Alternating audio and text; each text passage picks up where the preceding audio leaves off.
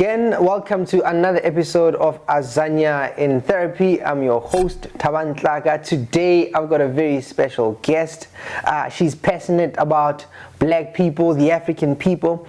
She's passionate about healthy relationships, passionate about, creating a society that is healthy. A gender specialist. Please welcome my guest, Shari Hammond.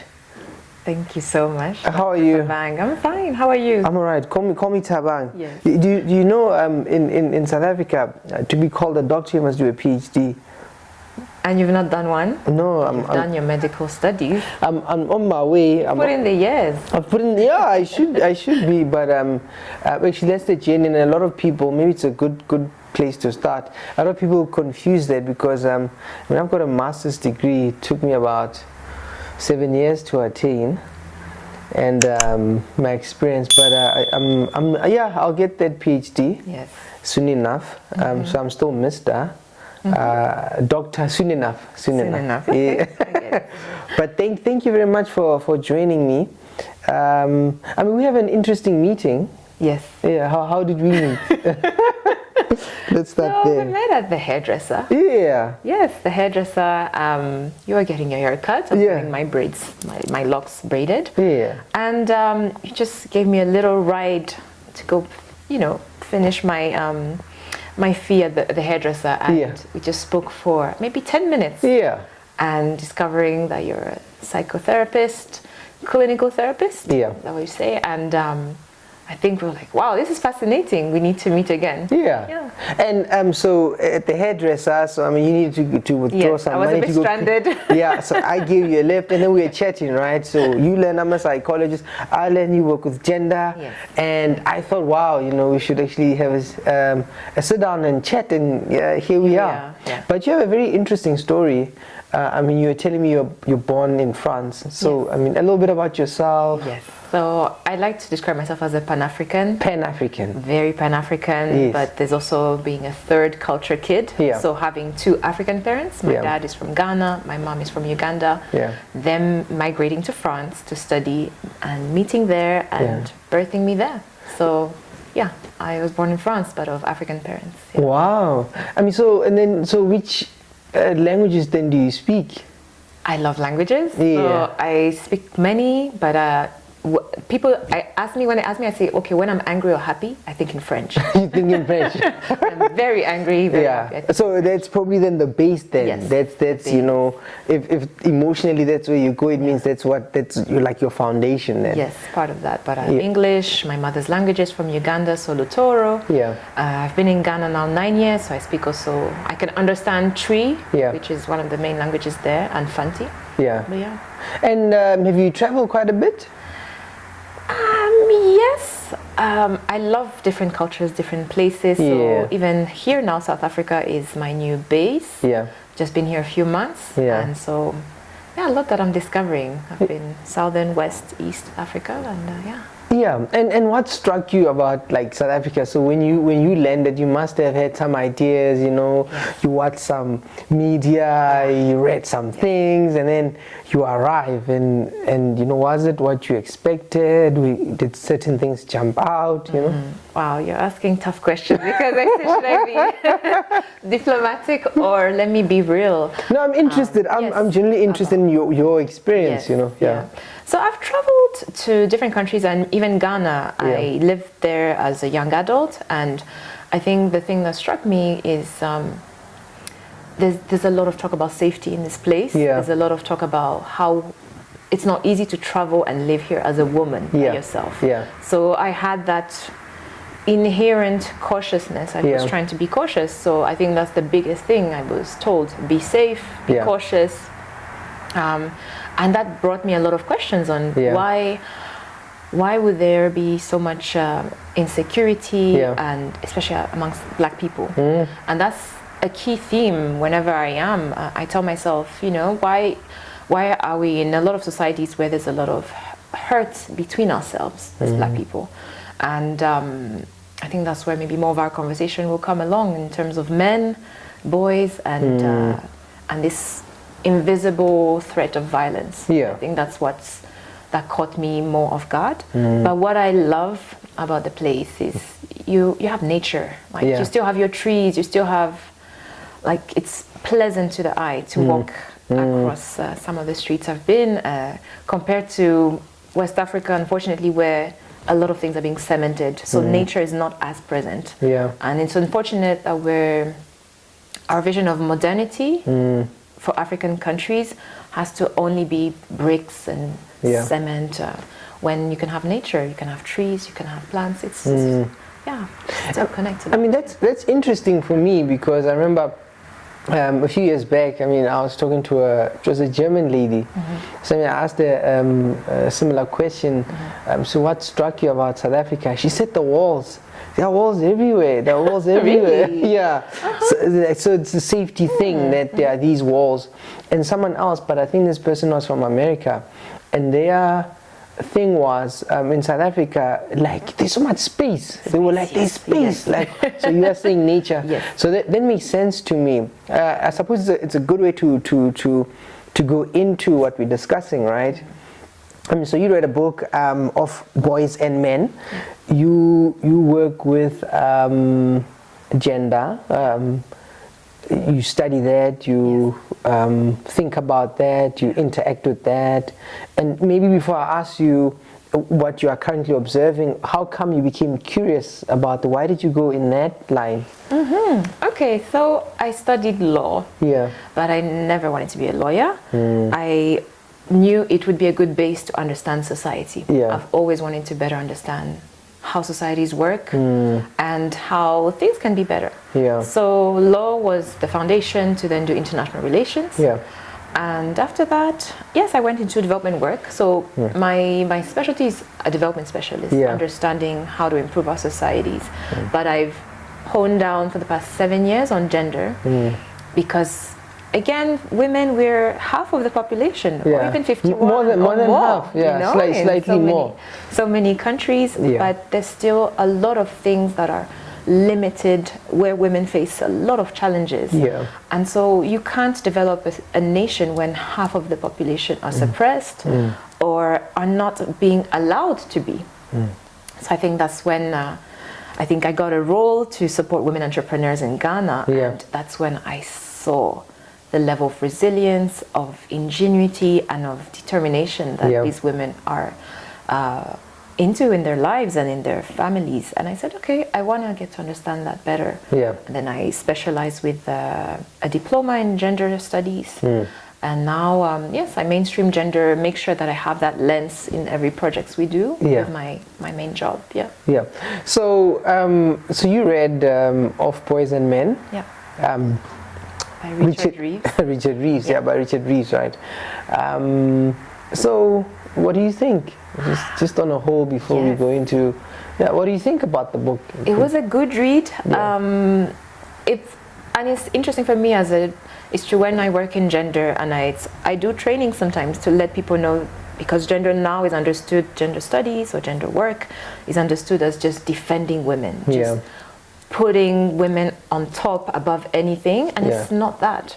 It's about redressing inequalities, because we can't move if one person is struggling and your progress, we all have to walk together. So definitely there is a lot of work being done and focus on women. So it was very interesting to see through this book that actually when we look closer at what's going on for boys and men, this book is more American-centric, but some elements could be reflected here in Africa. I said, wow, actually men also having it tough.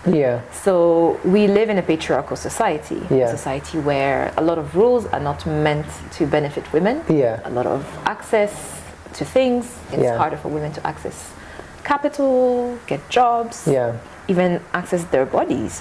Feel that they can decide if they want to have a child now, how will it impact them? But the men too are going through very particular issues. And so it was a fantastic read to look into that side. Interesting. I mean, so one of the ideas that struck me initially was this idea of, because Richard Reeves says when he wanted to write the book, there was a lot of opposition. Like people were like, this is a career destroying thing, which was interesting. Just the idea that I'm going to talk about boys and men in a positive way, or to kind of sort of advance, you know, what they are struggling with. It's almost like no, you're not supposed to do that, you know. There's something fundamentally wrong. And then you say, okay, so we live in a patriarchal society. I'm always curious when we say you know, the patriarchy, like in simple terms, you know, what do we mean? Because I want to square those two ideas. Here's this writer saying that, well, hey, hang on, there's something going on here, that the boys and the men are not doing so well. But there's another idea that, no, but society to benefit them. Is designed to benefit men. So how do those two... I know, right? Yeah, it's a difficult come together. thing too, because of course, like Richard Reeves would have gotten blasted because it's like, now is not the time to talk about men are struggling. How are you daring to say that when we have systems that are designed by men? But when you look at the book, it shows you that black men in America in particular are more likely to end up in prison than in six-figure jobs. And so it's also systems that are, I feel patriarchy works for wealthy men, a category of men who are yes, in the upper society. But once you're poor, or you're black, or you're working class, then you fall and struggle with us, also the women, the vulnerable people, or people seen as vulnerable. So for me, it's more ending patriarchy, or ending a system that is meant to just favor very wealthy white men. Is about all those who feel their, you know, jobs are difficult to get, or your health is difficult to be protected, defending your rights. We should just all get together. So for me, it's a book not of saying just look at what us men are struggling with. It's there, but it's let's embrace this fight for healthier societies together, men and women. The girl child has really had a lot of empowerment in the past 20 years through education, and it's fantastic. But let's see how we don't foster more inequalities and extremes, because I'm sure you see it online. There's this phenomena, they say, the incels, involuntary celibate men, and how their lack of emotional intelligence, their lack of engaging with women and understanding of each other just causes just hatred, the opposite of love, and how there are also some, you know, strands of women who are also in extreme of the men will never love us, the men will never give us what we need, so we need to also fight. And I think there's a middle ground. And that middle ground, right? And because it's lovely that you brought that up, because you had said that you've worked with some project with women. And is it in Ghana? Yes. Right. But also when you do corporate, you say you have that lens. You're always looking out for that. And when you said that, I was thinking, in order to bring the middle, the balance, the middle ground, would you say there's progress when you look at so the work you've been doing? Would you say, I can see that women have been progressing, I can see there's a progress, or would you say no, there's still a lot of work, like women are behind and they are struggling?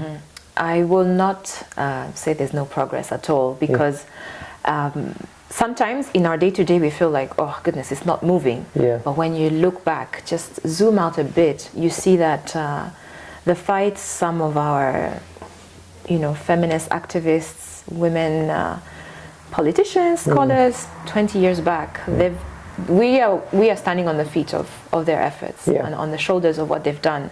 So even just to see women in positions of leadership, I think we've seen globally, it's not just an African issue. How many female presidents do we know in the world? And I think the past 5 years has had a lot in Europe.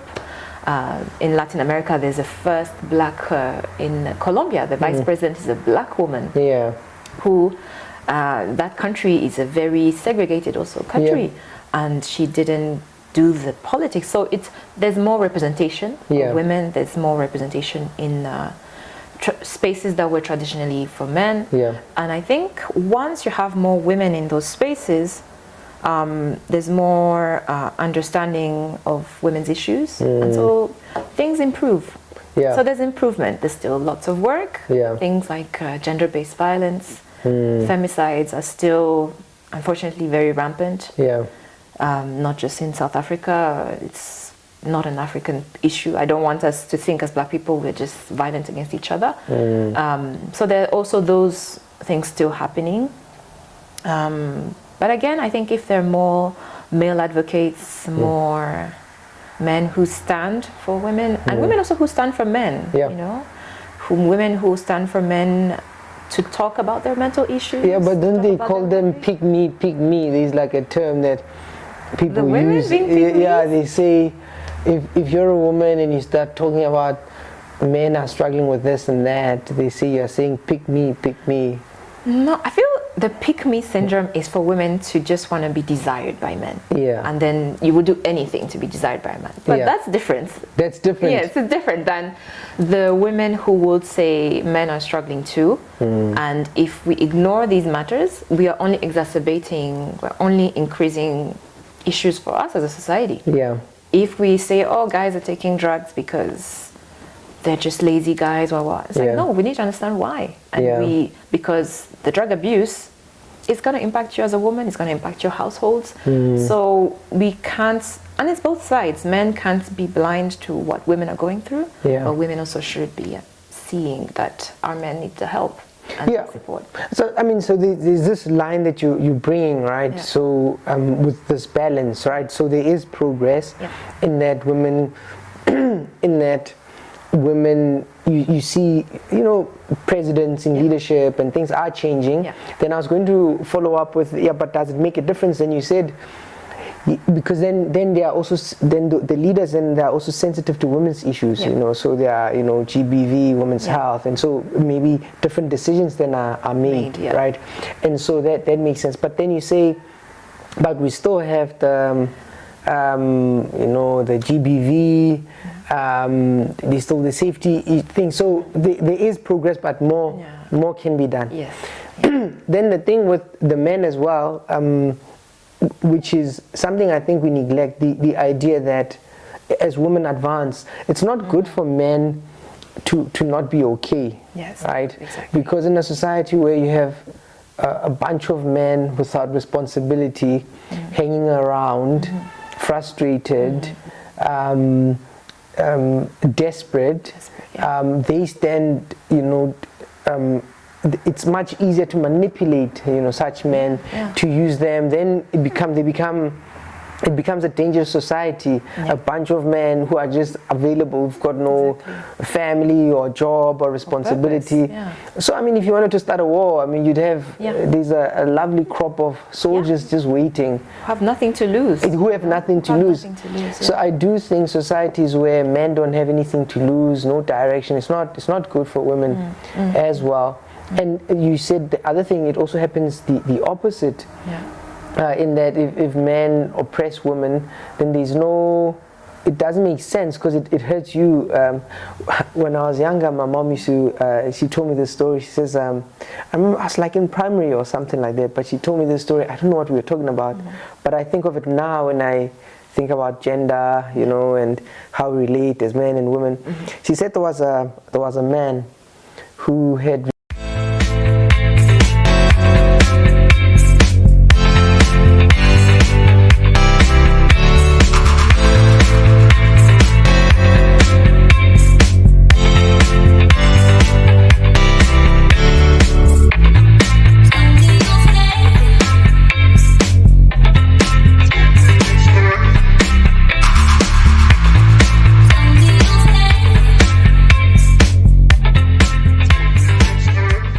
refused for his wife to drive a car. He said, "There's no woman of his will be driving a car." But they lived. It was like on farms. So place. it was very remote. So one day he fell ill. Well, I know where you're going. So I mean, and I think when my mom related the story, the guy actually died, and but he could have his wife could have driven him to a hospital or a clinic or to get help, but because she wasn't empowered, and so that didn't help. And I think men miss that, you know. I think we miss that. We miss that. I mean, if you abuse a woman and she's raising children with you, like what kind of children do you think you have? And so I like that you bring there should be a balance. But do you think we can have that conversation now? Because to me it seems as if people have dug into their positions, right? Men are this, men are evil, and men are that, and men just think, especially as a black man, it's like, what you know is that in this world, nobody cares about you. You know what I mean? And everywhere you go, it's like you are beneath the feet of everyone. Nobody respects you, including the black women. Like, so a lot of black men, and then black women also feel the same. Oh, black men are like this, and so do you think we could have that kind of discussion? Yeah, you've hit the nail on the head, because we tell our men, be more masculine. What does it mean to be more masculine? What does it mean if you're not being appreciated? And it's true. My male friends tell me, oh yeah, I'm a husband, but I just need to provide. They don't ask me how I'm getting these things done. They just, at the end of the month or at the end of which period, they just want you to be delivering. You're supposed to just do it, But then that's when I want to ask you the question of even male intimacy. Do men have friends? Do men have other friends they can be vulnerable with? Because I know that too. Women, we say we want vulnerable men, but not too vulnerable, because otherwise we get scared. We're like, are you really gonna protect me when I need? Because that's, I think, our deep desires for women is to feel protected, provided for, and then in return we'll nurture our men, nurture our homes, our families. But it's that gap of, okay, can men be vulnerable to some extent? Without being disrespected, which sounds and appreciated. I mean, it sounds, well, it makes sense to me as I mean a psychologist, but I think it's confusing when you say, you know, we want men to be tough and masculine, and they must do this, and men must provide and protect and work. Okay, you want me to be a lion, okay, right? Then you say, no, not just a lion, but I want you to be vulnerable. I want you. So you want me to be a lamb? No. High expectations. I want you to be both, you know. But because the thing is, even in the book, they talk about men losing to jobs in terms of jobs because they lack emotional EQ. Emotional intelligence. Emotional intelligence, and it's maybe something we women, we are able to navigate different personalities and be, you know, the different roles. But yes, I think if that intimacy is not allowed with your person as a woman, if you're a man or in a hetero relationship, is for men to have healthier friend circles and healthier role models also for them. I don't know what men are told before getting married, for example. I don't know if there's still some initiation moments when a boy becomes a teenager. I told you at the head. Is it? You know, but to have those men. You are the head. You're the head. You are in charge, and you must make sure everything. But then, if you have a problem, yes, you're the head. But who do you reach out to? It is a struggle, and what you're pointing to is, so I think men, we struggle with a range of emotion, right? So society allows men certain emotions. So for example, let's take intimacy. So women have, I mean, we separate intimacy from sexual intimacy, right? Because sometimes when you say intimacy, we think we mean the same thing. But intimacy in the sense that there's somebody you can be vulnerable with, and so when you look at women as a group and men as a group, so women as a group generally have like intimate partners, sisters, moms, colleagues, and if a woman is going through a hard time, it's like she'll be able to call somebody, she'll be able to talk to somebody. In fact, women are more intimate with other women, even if they are married. And men, the only opportunity to be intimate is if you do have a partner, a female partner. How do we see it? It's like even when people present in therapy. If you ask the gentleman, why are you here, they'll say, my sister, my mom, my girlfriend, my wife said I should come. And when it comes to other men, we do this sizing up business. So you look at a man as like competition. Can I fight this guy? Can I compete with this guy? Does he earn more money? Can I get more women? So with men we do that kind of thing. So we don't really give ourselves space to say, like, dude, I'm not okay, like, because we pursue competence. So right, so it's almost like a double-edged sword. So our desire is to be good, to be heroes, but that means when you have to ask for help, it somehow feels as if you are being weak. So we struggle then to ask for help, because somehow in our brain we've come to a point where we believe asking for help means I'm weak, which is to fix that we have to say it's okay to be intimate. So to increase that range of emotions, and our emotions usually come out through sex and anger. And society rewards those things. But we want to say to men, okay, we have to increase those. It's okay to be sad. It's okay to deal with loss. Because I find GBV is also part of that. It's part of somebody struggling with loss. So it's like she doesn't want the relationship anymore. So then the man will start saying things like, after everything I've done for you. And it's the inability to deal with loss and grief. And so if we did create spaces where it's okay for men to say, okay, I tried and it didn't work, and she left, and she found someone else, and it's okay, it doesn't make me weak or less potent or less, and I'll be fine. I won't be destroyed by this. I think men will save a lot of men. No, you've said it, and I don't know if the newer generation are more open about their struggles than the previous one, because I mean, I've never heard my dad share about his challenges. You'll hear, maybe an angry night, just, some yells, but never saying, maybe down the line. Now as I'm an adult, he opens up a bit more about those moments. Of failures and hardships. But it's true, men would say, there was no one. Who would I have talked to this about? Yes, and if you did, would they not use it against you? I mean, so when you bring up the point about what does the, I suppose, the millennials, then these Gen Zs, right? Gen X, how they deal with emotions. It's like, my sense is that people now feel like they don't trust each other. That Thabang, you were gonna say, because I said the dating scene just shows you how it's power and mind games, and that's just distrust of the other person. And I say, how do you, when you're building relations, trust is the first item you try to build with a person, but people move in such distrust, in such games, in such just, you're gonna hurt me either way. From both sides. I think it's what we lack, right? Maybe also through the power of media and social media, is that so the predominant stories are about how hurt people are, right?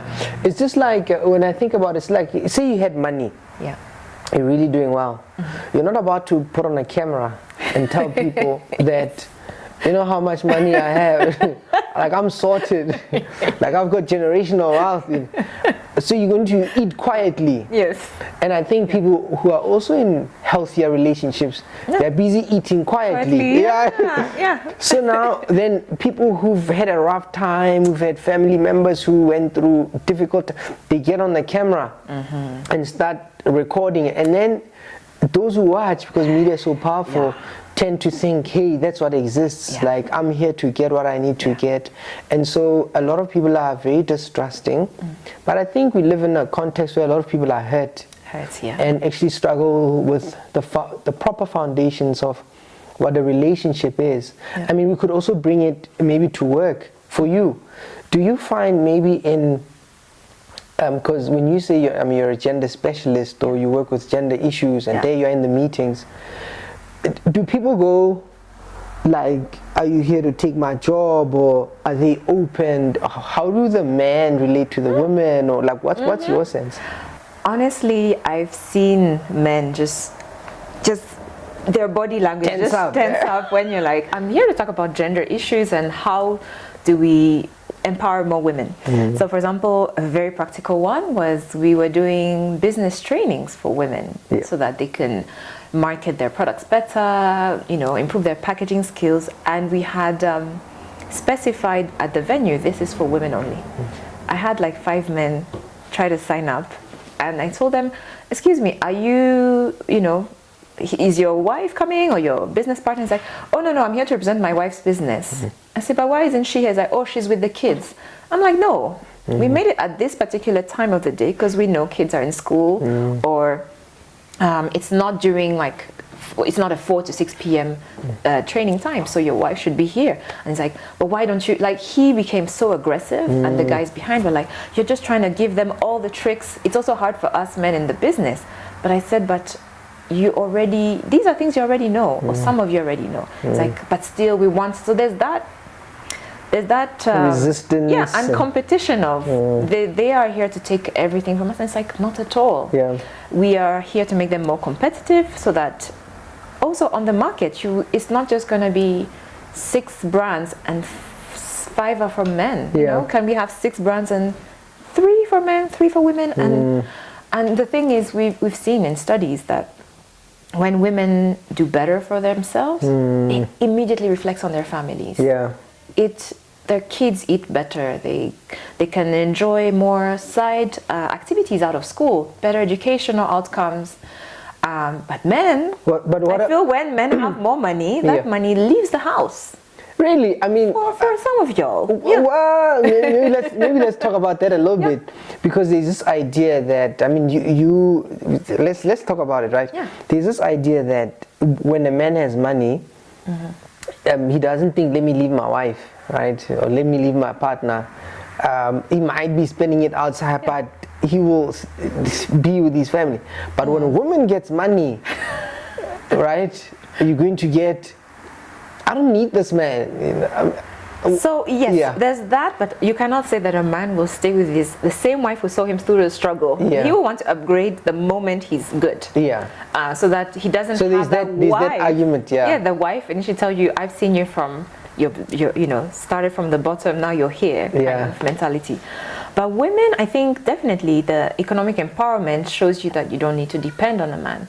But you choose to be with this person because the house benefits from the man in the house. But do the women choose, or do they leave? I mean, when people talk about most of the divorces are initiated by women. Yes, so they're initiated by women, but after a very long time. I don't think a woman would just spring up and say, I'm out of here.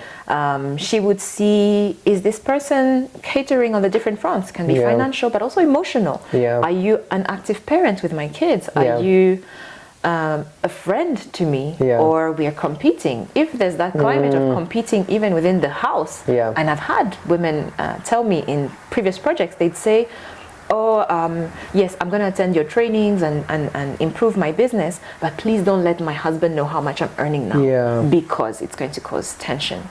So that too, it's to let men understand that your woman earning more is not going to make you lesser. They might, I know men have told me, some women start getting disrespectful when they have more money. But you're a woman, I mean, what do you think about that? Like, honestly.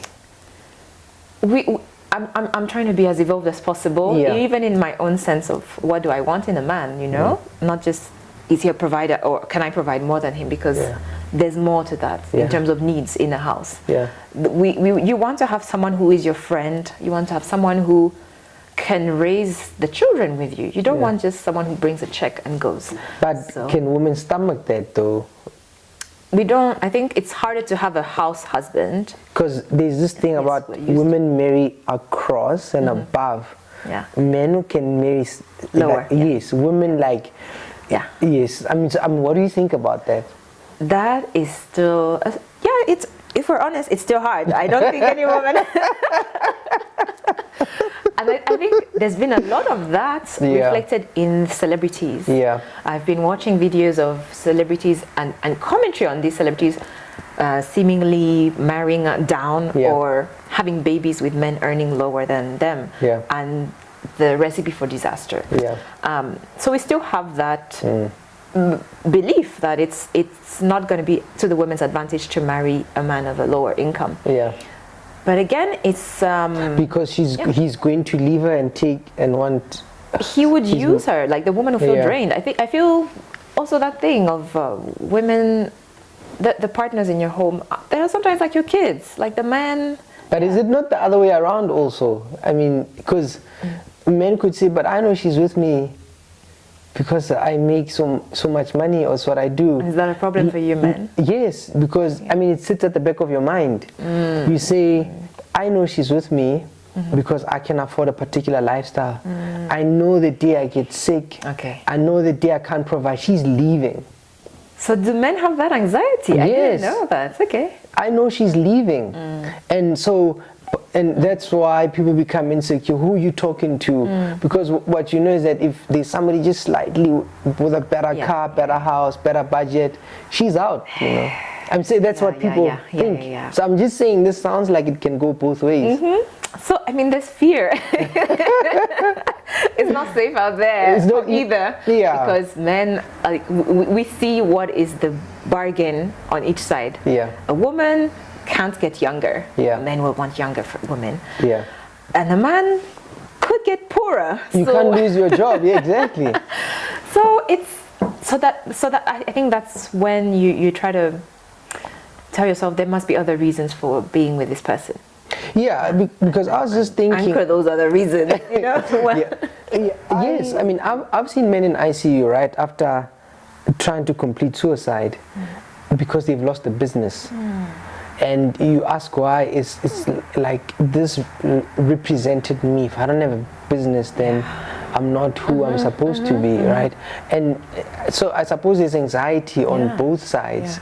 And maybe to what you were saying, I think maybe women also leave, as I reflect on it, is because maybe many women are in marriages and relationships they don't want to be in. It's just that they can't afford to leave. And so once that becomes an option, then they leave. Then it looks as if it's because she made more money, but maybe she's been wanting to leave in the first place. Yeah, I think a woman will wait it out. A woman will work it through, but the moment she feels okay, this is not going anywhere, or the disrespect has been too much, or there's just no support. It's enmity. You can't have an enemy in your home. That's the difficult one. I've had friends go through that. And it physically shows on them. You see that, okay, I thought you were happy, but you're just losing weight, and you're looking bags under your eyes, and she's like, it's not the baby. It's not the baby making me like this. It's my partner. The person I share the house with. Okay. So it's maybe lastly, because we press for time, right? So it's I'm thinking about the future. Yeah. And but I'm actually worried. I mean, I've got many questions, but I think this one is pressing. I'm actually worried about the way black men and black women see each other, and because you don't see it in other races, they don't break each other the way we do.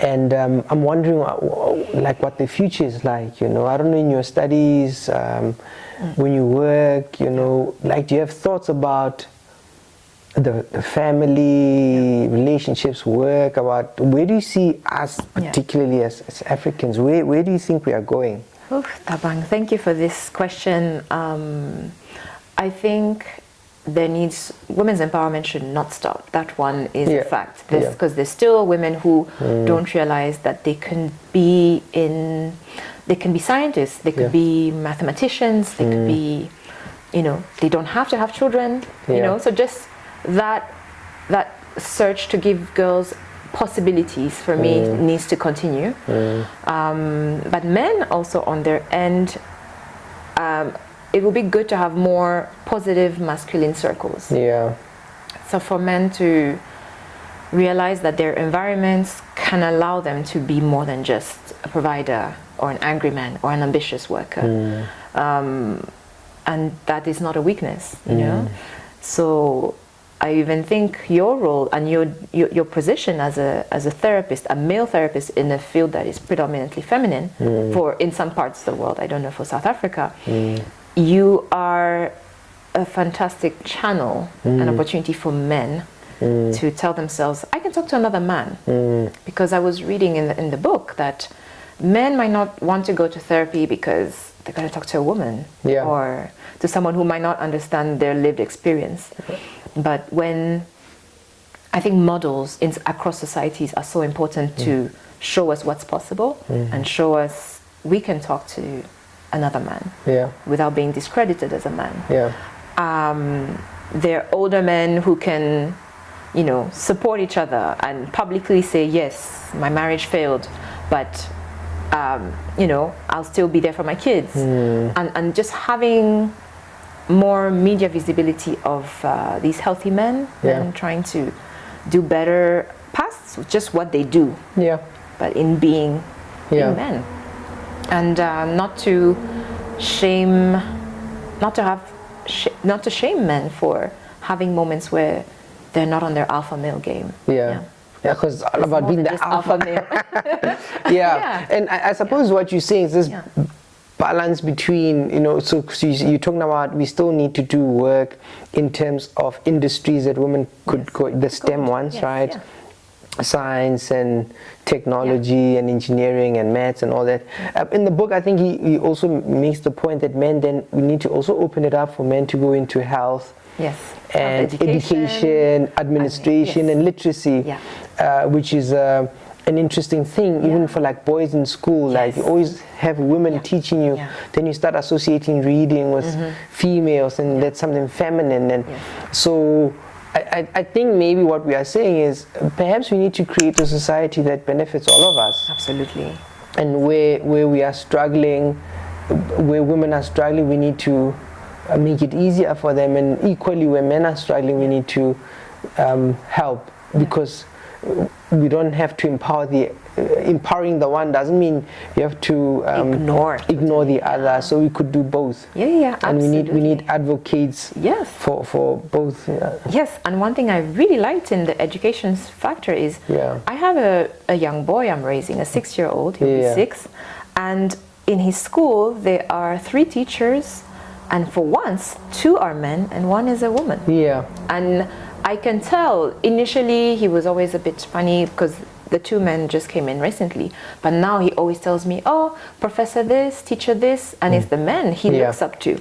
And so I think from a young age, the young boys need to see, yes, a man can teach me, and be seeing the possibilities of just, I don't have to just be fighting angry or what, you know. As much of that. I know you gotta go. Yes. But thank you very much for coming through and having this chat with me. Hopefully we'll have another one sometime. I'm sure there's many more topics we can talk on, Thabang. But thank you very much. Thank you so much. I really enjoyed it. Thanks. Summoned by greater and lesser pleasures, a man decides daily between dirt and treasure. The visionless ones only stand to fall, but brave are they that heed the core fight. Persistently superior and lesser loves whisper, but safe are they that recognize danger. Victorious is the man who learns to master fire, so learn, dear sir, learn to stand for truth in fire.